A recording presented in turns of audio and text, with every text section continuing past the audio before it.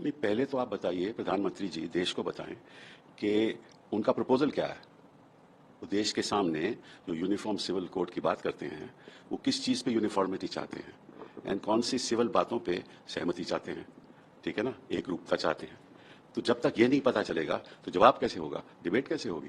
प्रधानमंत्री ने तो कह दिया कि हम इसको लागू करेंगे। क्या लागू करेंगे? अडॉप्शन लागू करेंगे, कस्टम्स खत्म कर देंगे, बताएं तो सही।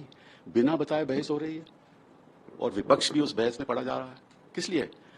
जब तक कोई प्रपोजल सामने नहीं आता तब तक बहस की शुरुआत कैसे हो। और अगर सुप्रीम कोर्ट ने कहा है कि यूसीसी लागू होना चाहिए, सुप्रीम कोर्ट ने ये तो नहीं कहा कि किन चीजों पे लागू होना चाहिए। ये तो कंस्टिट्यूएंट असेंबली में नहीं कहा था कि लागू होना चाहिए, ठीक है ना। ये तो आर्टिकल 44 कॉन्स्टिट्यूशन का जो है उसमें भी लिखा है कि लागू होना चाहिए, प्रयास होना चाहिए कि सारे देश में लागू हो, यही लिखा है ना। बट क्या लागू हो, कौन सी चीज हो लागू हो, एक रूपता किस चीज पे हो, ये तो ना प्रधानमंत्री जी बताते हैं, शायद उनको बताया नहीं हुआ होगा कि किस चीज की बात हो रही है। तो उन्होंने अपने भाषण दे दिया और सारा देश उस पर बहस कर रहा है। हमें ये नहीं मालूम कि प्रपोजल क्या है।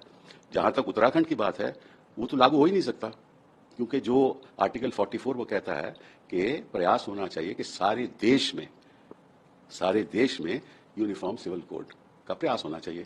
तो उत्तराखंड का जो यूनिफॉर्म सिविल कोड है वो तो सारे देश में लागू नहीं हो सकता ना, क्योंकि आपको मालूम है कि असेंबली की जो पावर्स हैं वो तो उत्तराखंड की बाउंड्री से सीमित है।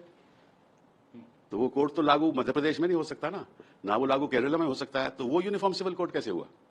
अब जिन चीजों पे लोगों को मालूम ही नहीं, कानून ही नहीं मालूम, सब्सटेंस क्या है यही नहीं मालूम,